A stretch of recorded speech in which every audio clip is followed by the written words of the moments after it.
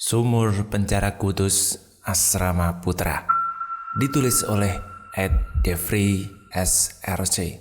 Cerita di sumur ini bakalan ada dua versi ya, dari versi gua dan teman gua yang ngalamin hal horor ini. Besok bakal gue ceritain, tungguin ya. Ini ceritanya. Oke, gua bakal mulai kisahnya. Selamat datang semua kalian di treat gue.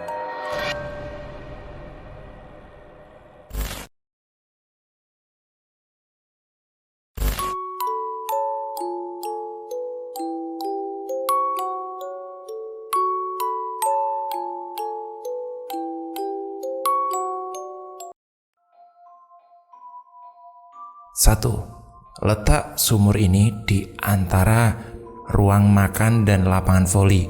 Sumurnya sudah lama tak digunakan, airnya kotor dan bau, seperti bau rendaman besi perkarat gitu dah. Dan sering terdapat bangkai tikus yang terjatuh ke sumur itu. Tak sedikit anak asrama yang malas membuang sampah bekas jajan ke tong sampah akhirnya membuang sampah plastik ke sumur ini ketika melewatinya. Debit dari air sumur ini tidak kurang tidak tambah, tetap segitu aja selama 3 tahun saya tinggal di asrama itu, dan baunya juga tetap sama. Pertanyaan saya ini, kenapa sumurnya tidak ditutup kalau memang sudah tidak pakai ya? Entahlah itu kenapa juga alasannya.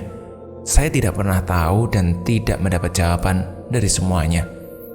Kita masuk ke cerita intinya. Rabu tepatnya jam 12.30 pulang sekolah.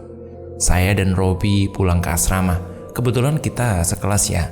Suasana asrama begitu ramai ketika hari Rabu. Memang itu hari yang ditunggu-tunggu banyak anak asrama. Di mana hari ini adalah hari bebas. Orang tua bisa membawa anak keluar asrama mulai dari jam 1 sampai jam 3 atau jam 5 sore. Dan biasanya orang tua dan keluarga masih tinggal ke kota P dan mengunjungi anaknya dan membawa anaknya untuk memperbaiki gizinya. Setelah mengganti baju, saya dan Robi turun ke bawah menunggu lonceng berbunyi yang menandakan jam makan siang. Turun tangga dan menuju ke sumur. Tak tahu kenapa pikiran saya ke arah sumur aja. Mungkin biar deket ke ruang makan kali ya. Pernah nggak kalian ngelakuin teriak di sumur atau di ruang kosong? Nah, pas sampai di sumur, melihat isi sumur yang begitu kotor jorok, maka saya sambil teriak di sumur dan diikuti suara gema pantulan itu. Jorok ya. Saya kira gitulah suaranya mantul-mantul gitu. Karena bergema, timbullah niatan iseng teriak-teriak di sumur. Tak hanya saya, Robi pun juga ikutan berteriak di tempat yang sama. Setelah kita teriak-teriak gak jelas, datanglah Rian, teman saya yang isengnya luar biasa. Rian ini mengambil batu dan melempar sumur ke percikan air itu, muncrat ke muka saya dan Robi. Airnya bau banget dan baunya lengket kalau kena kulit.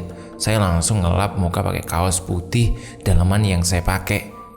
Gak lama dari situ, mulai kesel sih ngelihat kelakuan saya teriak, "Rian, bau airnya anjing!" Sambil ketawa, Rian pun ketawa terlepas di sana. Setelah itu Rian pun mencoba untuk teriak di sumur, "Wuih, wuih!" Dan terus begitu. Saya selalu berpegang mata ganti mata, gigi ganti gigi. Dia bercanda, mari kita balas ya. Ketika dia masih teriak-teriak gak jelas di sumur, saya ambil batu yang lumayan besar, seumuran 2 kali lipat tangan saya. Lalu saya ayun dan melemparkan ke sumur itu. Gak hanya Rian, saya dan Robi pun ikut terkena cipratan air sumur itu. Dan Robi, "Kok bodoh kali, orang bodoh, kok diikut-ikutin?" katanya gitu. Robi kesal karena 2 kali terkena cipratan air itu. Rian juga kelihatannya jadi kesal. Dia mengeletup, "Kok bodoh kali kau?" sambil berkata kasar. Dan akhirnya kita bertiga basah semua bajunya. Akhirnya di puncak kekesalannya, dia berkata sangat kasar, "Sumur, air kencing suster ngesot, bau kali babi." Akhirnya kita cuci muka pakai sabun biar baunya nggak kecium lagi. Pas cuci muka, tangan saya berasa panas dan berat. Saya rendam di bak mandi biar adem sembari menunggu Robi dan Rian. Kita bertiga keluar dari toilet. Lonceng tak kunjung berbunyi. Akhirnya kita mau duduk ke arah lapangan voli. Saya duluan dan ikuti Robi dan terakhir Rian. Nggak tahu kenapa ketika melewati sumur tiba-tiba Rian terjatuh dan dia sesak nafas kayak tersendak makanan. Kemudian setelah itu dia menjerit tapi nggak bisa. Saya dan Robi pun menolongnya. Robi memposisikan badan Rian posisi tidur dan mengangkat perutnya. Ini saya kurang tahu sih, kalau orang sesak tiba-tiba perutnya diangkat. Setelah itu Rian pun masih sesak nafas dan tidak bisa mengeluarkan kata-kata sama sekali. Saya hanya bisa diam dan tangan saya yang mulai panas dan membengkak. Akhirnya saya panggil teman-teman yang lain dan mereka pun langsung datang membantu. Ada beberapa orang siswa lain yang melihat.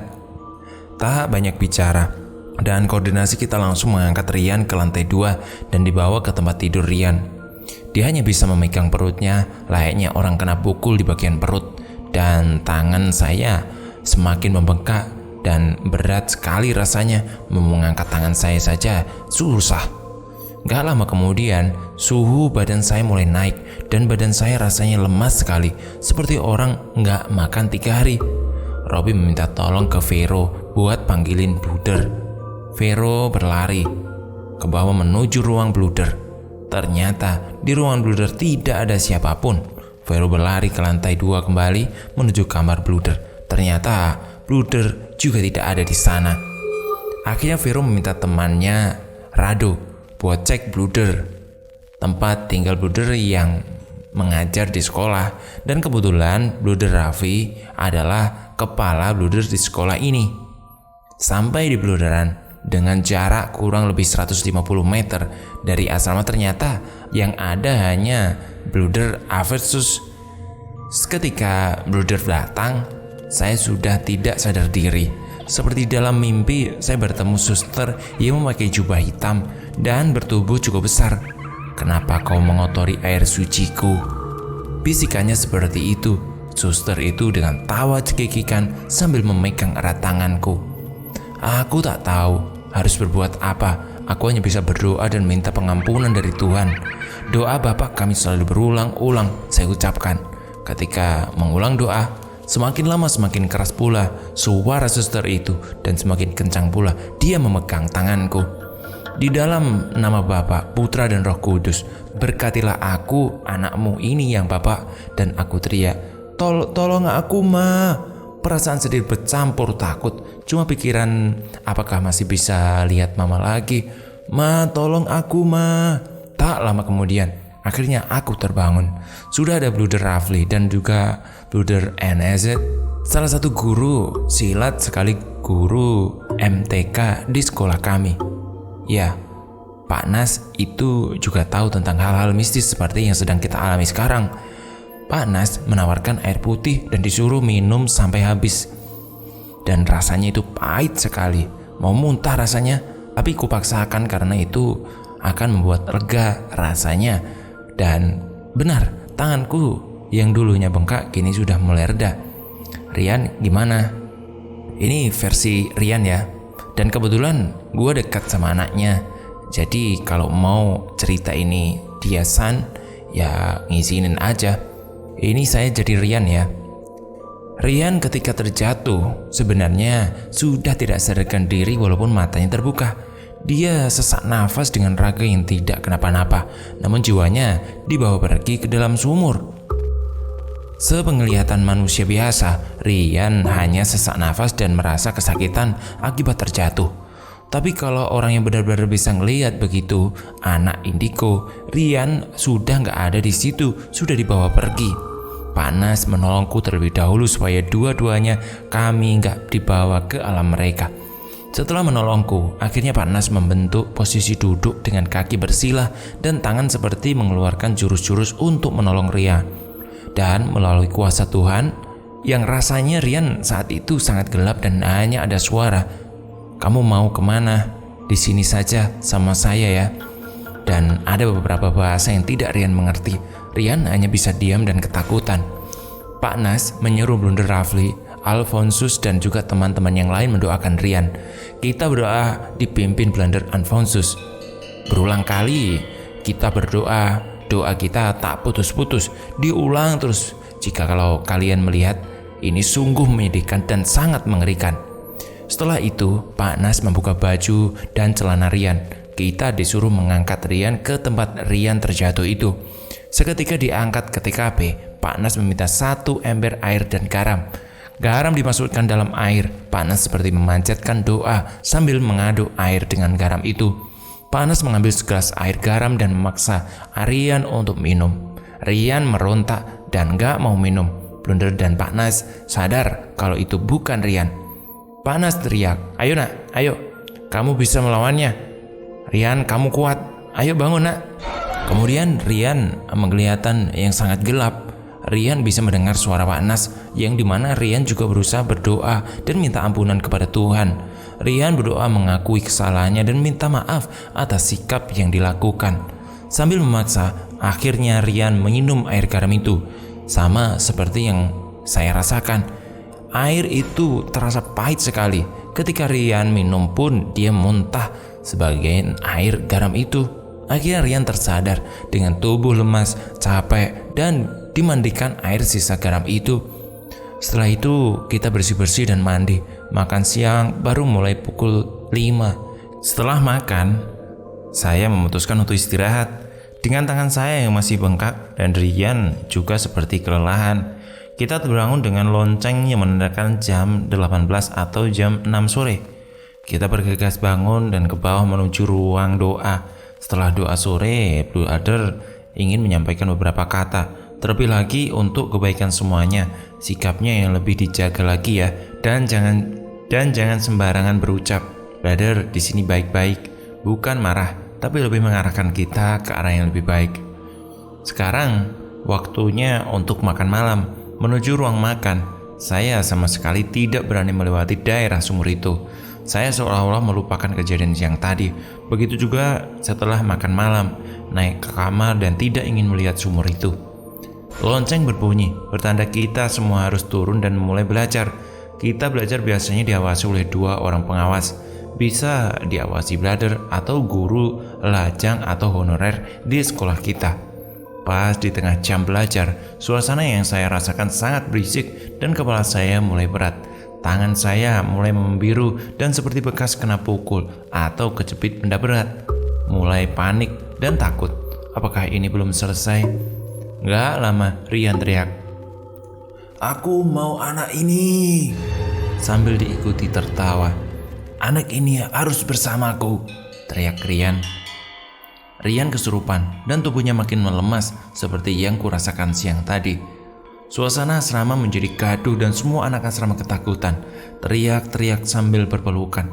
Vero dan Andre yang duduk di sebelah Rian langsung menjauh. Pak Guru, Pak G dan Pak S, pengawas belajar malam ini, langsung memegang Rian.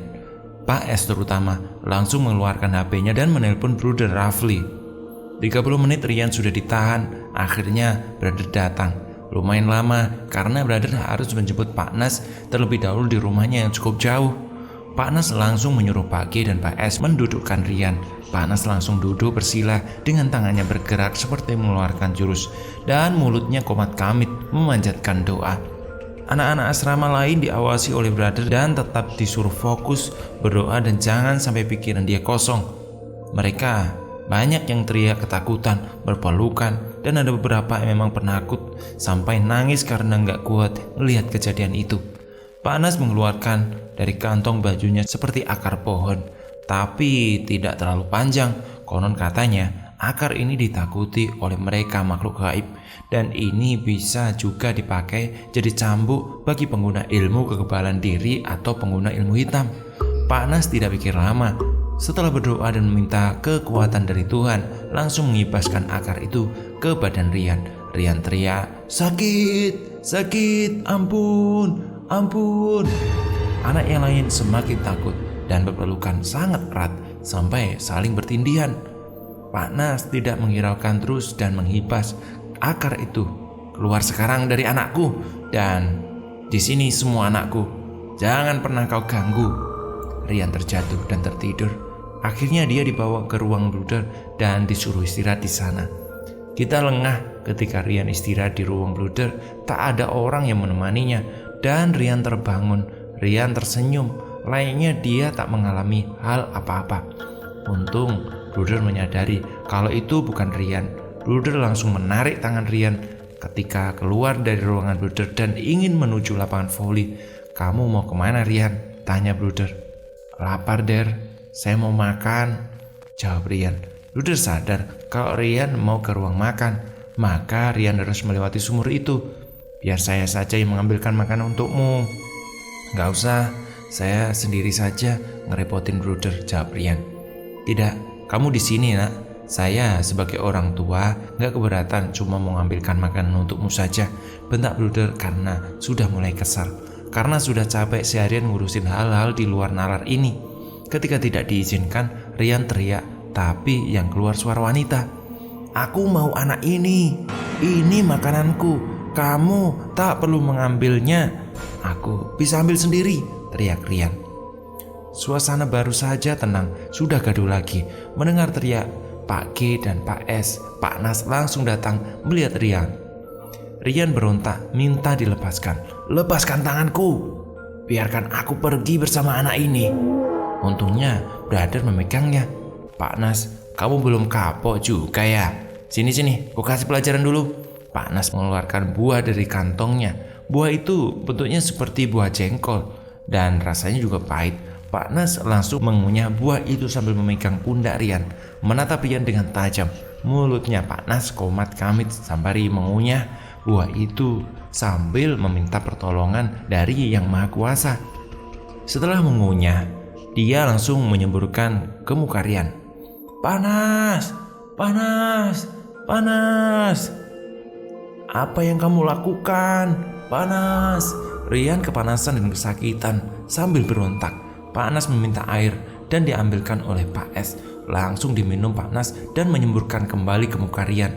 Akhirnya tanpa berontak lagi, tanpa mengeluarkan kata-kata lagi, Rian langsung jatuh ke lantai, lalu dibawa ke ruang Bruder dan dijaga oleh Pak S.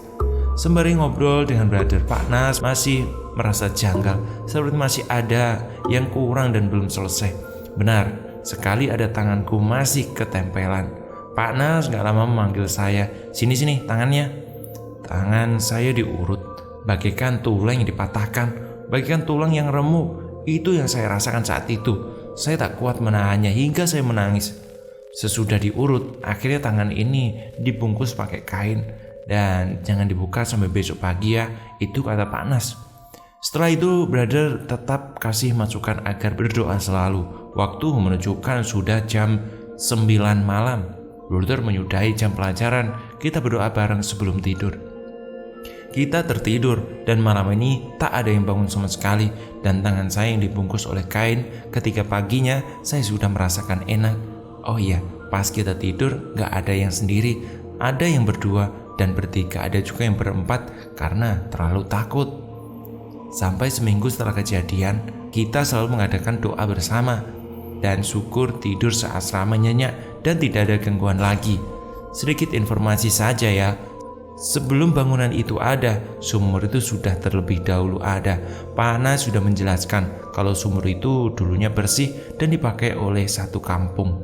Dan ada suatu ketika suster yang sedang menimba air, kepala suster jatuh ke dalam sumur karena kepleset.